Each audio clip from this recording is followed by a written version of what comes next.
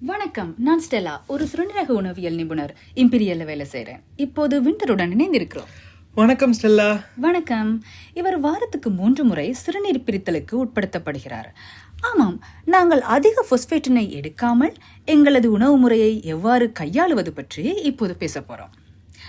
அத்துடன் எமது உணவு முறை எமது இரத்தத்தில் உள்ள பொஸ்பேட்டின் அளவில் எவ்வாறு செல்வாக்கு செலுத்துவது பற்றியும் பார்க்க போறோம்.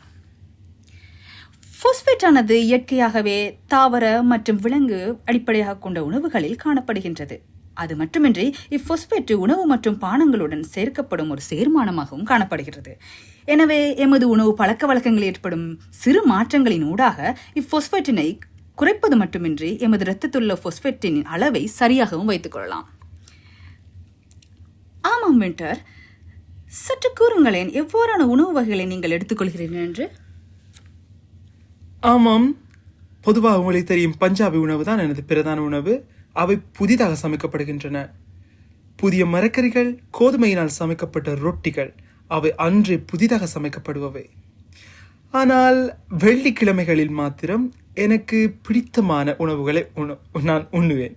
உதாரணமாக ஆங்கில உணவுகள் பார்த்தோம்னு சொன்னா லசானியா, இல்லைன்னு சொன்னா பீஸாவும் சாப்பிடுவேன். மிக நல்லது.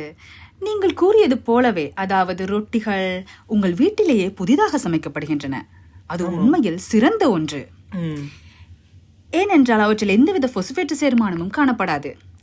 இந்த பொசுபேட்டு சேர்மானங்கள் உணவு உற்பத்தியின் போது உணவுகளில் மற்றும் பானங்களின் காணாவதி திகதியினை அதிகரிப்பதற்கும், உணவில் ஈரப்பதனை பேணுவதற்கும், அவற்றின் அமைப்பினை சீராக பேணுவதற்கும் இந்த நிறுவனங்களினால் சேர்க்கப்படுகின்றன. அதே போன்று எமக்கு தெரியும், இவ்வாறான பொதி செய்யப்பட்ட உணவுகள் மற்றும் அவற்றில் உள்ள பொசுபேட்டு சேர்மானங்கள் எமது உடலில் இலகுவாக அத்துறிஞ்சப்படுகின்றன. அது மாத்திரமின்றி அவற்றில் எமது இரத்தத்தில் உள்ள பொசுபேட்டின் அளவையும் அதிகரிக்கின்றன. இவ்வுணவு வகைகள் இயல்பாகவே ஏற்கனவே தயாரிக்கப்பட்டு பொதி செய்யப்பட்டு காணப்படுகின்றன.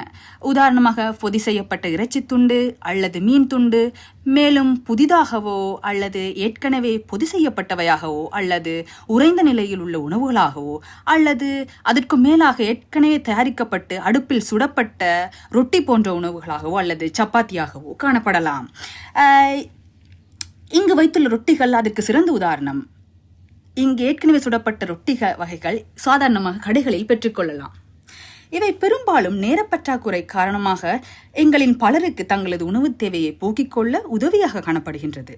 ஆக இங்குள்ள ரொட்டி, சப்பாத்திகள் சில வேளை இந்த பொசுபேட்டு சேர்மானங்கள் காணப்படலாம் அல்லது இல்லாமலும் இருக்கலாம். மேலும் இங்கு நான் ரொட்டிகள் உள்ளன, பான் துண்டுகள், ஒரு வகை ஊத்தப்ப வகைகள், இவ்வாறான ஏற்கனவே சமைக்கப்பட்ட உணவு வகைகள் சில வேளை பொசுபேட்டு சேர்மானங்கள் கொண்ட அல்லது சேர்மானங்கள் கொண்டிராதகோ காணப்படலாம். ஆக எப்படி எங்களால் இதனை கண்டுபிடிக்க முடியும்? ஆக பொசுபேட்டு சேர்மானம் பொதுவாகவே பொஸ் என்னும் ஆங்கில வார்த்தையை கொண்டிருக்கும். அத்துடன் சில பிரத்யேகமான இலக்கங்களும் உணவுகளின் பொதியிலுள்ள ஊட்டச்சத்து அட்டவணையிலிருந்து இதனை வேறுபடுத்தறிய முடியும். ஆக இங்கு நாங்கள் கொண்டுள்ள உணவுப் பொருட்களை உற்று நோக்கி இவை பொசுபேட்டு சேர்மானத்தை கொண்டுள்ளனவா அல்லது இல்லையா என்று கண்டுகொள்வோம். ஆமாம், இது ஒரு வகையான ஆங்கில உத்தப்பம். இதன் ஊட்டச்சத்து அட்டவணையை உற்று நோக்குவோம். ஆமாம், ஒரு வகையான உயர்த்து முகவர் பயன்படுத்தப்பட்டுள்ளது, சோடியம் டைபாஸ்பேட். ஆமாம், அது சரியானது. இது ஒரு பொதுவான பொஸ்பேட்டு சேர்மானம். சாதாரணமாக சூளையில் வைத்து சுடப்படும் உணவு வகைகளில் சேர்க்கப்படும். சில உணவு வகைகள் இச்சேர்மானத்தை கொண்டிருக்கும், சில கொண்டிருக்காது. இந்த ரொட்டிகள் இச்சேர்மானத்தை கொண்டிருப்பதில்லை. இது உண்மையில் ஒரு நல்ல விஷயம். இவற்றை நாம் பதிலீடாக பயன்படுத்தலாம். அத்துடன் வேறு என்ன நாங்கள் வைத்திருக்கிறோம் என்று பார்ப்போம். என்னிடம் சில குளிர்பானங்கள் உள்ளன. இவற்றுக்கிடையிலான பிரதான வேறுபாடாக இவற்றின் நிறத்தை காணலாம். 2 நிறத்தில் உள்ள பானங்கள், உதாரணமாக கோலா, பெப்சி, டாக்டர் பெப்பர் ஆகியவை பொசுபேட்டு சேர்மானங்களை கொண்டுள்ளன. அதேவேளை தெளிவான அல்லது லேசான நிறத்தில் உள்ள பானங்கள், அதாவது 7up, ஸ்பிரிட் மற்றும் லெமனேட் அல்லது ஃபென்டா வகை பானங்கள் இந்த 2 நிறத்து பானங்களுக்கு பதிலாக பயன்படுத்தக்கூடிய சிறந்த பானங்களாகும். அதே போன்று எனக்கு தெரியும் நீங்கள் இறைச்சி சாப்பிட மாட்டீர்கள் என்று. எனினும் நான் இந்த 2 இறைச்சி வகை பொதிகளையும் உதாரணமாக காட்டுவதற்காக எடுத்து வந்துள்ளேன். ஆக இவ்வாறான பொதி செய்யப்பட்ட இறைச்சி வகைகளை கூட சில நிறுவனங்கள் இந்த பொசுபேட்டு சேர்மானத்தை கொண்டிருக்க, சில நிறுவனங்கள் கொண்டிருப்பதில்லை. ஆக இங்கு ஒருவித பொசுபேட்டு சேர்மானமும் காணப்படவில்லை. ஆனால் இந்த பொதியில் இந்த சேர்மானம் சேர்க்கப்பட்டுள்ளது. அதாவது இந்த சொல் ட்ரைபோஸ்பேட் மற்றும் ஃபொஸ் என்ற ஆங்கில வார்த்தை குறித்து நிற்பது என்னவென்றால் இந்த சேர்மானம் குறித்த உணவில் நிலைத்தன்மையை பேண பயன்படுத்தப்பட்டுள்ளது என்று. ஆமாம். மற்றும் ஜாஸ், ஏற்கனவே நீங்கள் கூறியது போல நீங்கள் ஒரு வகையான சைவ உணவு முறையை கடைபிடிக்கிறீர்கள் என்று.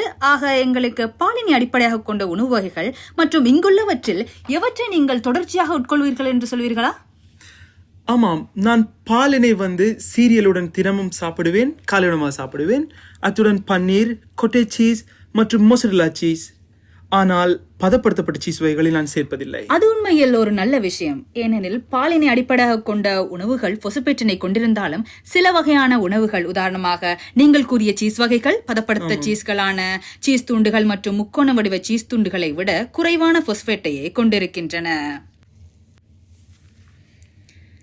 சில பால் வகைகள் கூடுதலான அளவு பொசுப்பேட்டை கொண்டு காணப்படுகின்றன. உதாரணமாக பசுமாட்டு பாலானது தாவர அடிப்படையாக கொண்ட பால் வகைகளான பாதாம் அல்லது ஓட் அல்லது அரிசியினை கொண்டு உருவாக்கப்பட்ட பாலினை விட அதிகளவான பொசுப்பேற்றினை கொண்டு காணப்படுகின்றன.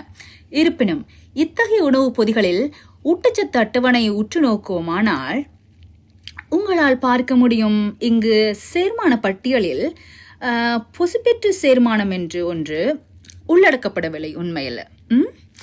ஆனால் இந்த பொதியில் உங்களால் அவதானிக்க முடியும், டைபொட்டாசியம் பொசுப்பேற்றினை இப்பாலின் அமிலத்தன்மையை பேணுவதற்காக பயன்படுத்தியுள்ளனர். ஆக தயவு செய்து எப்போதும் பொதியின் சேர்மான பட்டியலை அவதானிப்பது முக்கியமானதாகும். எனக்கு தெரியும் நீங்கள் விலங்குகளை அடிப்படையாக கொண்ட உணவுகளை சேர்த்துக் கொள்வதில்லை என்று. எனினும் இது தொடர்பாக சற்று அதிகம் பேச வேண்டியுள்ளேன். ஏனெனில் இவற்றை உண்பவர்களுக்கு இப்பொசுப்பேற்று தொடர்பான தெளிவை பெற இது மிகவும் உதவியாக இருக்கும். சில விலங்கு இறைச்சி வகைகள், குறிப்பாக விலங்குகளின் சிறுநீரகம் மற்றும் கல்லீரல் இறைச்சிகளில் பொசுப்பேற்றின் அளவு அதிகமாகவும், அதே சமயம் சிவப்பு இறைச்சிகளான பன்றி, ஆடு மற்றும் மாட்டு இறைச்சி, வெள்ளை இறைச்சிகளான கோழி மற்றும் வான்கோழியின் இறைச்சிகளில் குறைவாகவும் காணப்படுகின்றது. அதே போன்றே சில வகையான, அதாவது இலகுவாக மென்று உண்ணக்கூடிய எண்புகளை கொண்ட சிறுமீனினங்கள், சாடின், மக்ரல், அதே போல் கடலுணவுகளான இறால், நண்டு போன்றவற்றில் பொசுப்பேற்றின் அளவு அதிகமாக, வெள்ளை இறைச்சியினை கொண்ட மீன் வகைகளான கோட், பிளேஸ், ஹேடோக் மற்றும் புதிதான சால்மன், டூனா மற்றும் டின்களில் அடைத்த தூணாக்களில் குறைவாகவும் காணப்படுகின்றது. பொதுவாகவே உங்களது அன்றாட பொசுப்பேற்றின் சேர்மானத்தை கட்டுப்படுத்துபவராக இருந்தால் ஒரு கிழமைக்கு 4 முட்டைகள் உண்பதற்கு போதுமானவை. எனினும் முட்டையை உண்பதை தொடர்ச்சியாக விரும்புவராக இருப்பீர்களானால் முட்டையின் மஞ்சக்கருவை தவிர்த்து வெள்ளைக்கருவை மாத்திரம் உண்ணலாம். உதாரணமாக ஆம்லெட் அல்லது ஸ்கிராம்பிள் முட்டை செய்யும் போது. ஸ்டெல்லா, எதை ஒன்று மறந்து விட்டோம். ஆமாம், எனது உணவில் விதைகளை சேர்த்துக்கொள்ள நான் விரும்புவேன். விதைகளில் உள்ள பொசுப்பேற்று பற்றி என்ன நினைக்கின்றீங்க? அது உண்மையில் ஒரு நல்ல கருத்து ஜாஸ். ஆமாம், விதைகளில் கணிக்கப்படக்கூடிய அளவு பொசுப்பேற்று காணப்பட்டாலும் சாதாரணமாக உங்களுக்கு ஏற்ப ஒரு நாளைக்கு எவ்வளவு சாப்பிடுகிறீர்கள் என்பது இங்கு முக்கியமானது. ஒரு சைவ உணவு முறையை கடைபிடிப்பவராக நீங்கள் காணப்படும் சமயம் இத்தகைய விதைகளை உங்களுக்கு புரதச்சத்தினை வழங்குகின்றன. ஆக நீங்கள் விதைகளை சாப்பிடும் அளவினை கவனமாக கருத்தில் கொள்ள வேண்டும். ஆனால் வறுத்த விதைகள் அல்லது உப்பிட்ட விதைகளை தவிர்ப்பது நல்லது. மற்றபடி விதைகள் சந்தோஷமாக உண்ணக்கூடியவை. ஆகவேண்டர், உங்கள் நேரத்துக்கும் எங்களுடனான ஒத்துழைப்பிற்கும் மிக்க நன்றி. இவ்வுரையாடல் உங்களுக்கு பயனுள்ளதாக அமைந்திருக்கும் என நம்புகிறேன். ஆமாம், இது மிகவும் தகவல்பூர்வமாக இருந்தது. மிக்க நன்றி.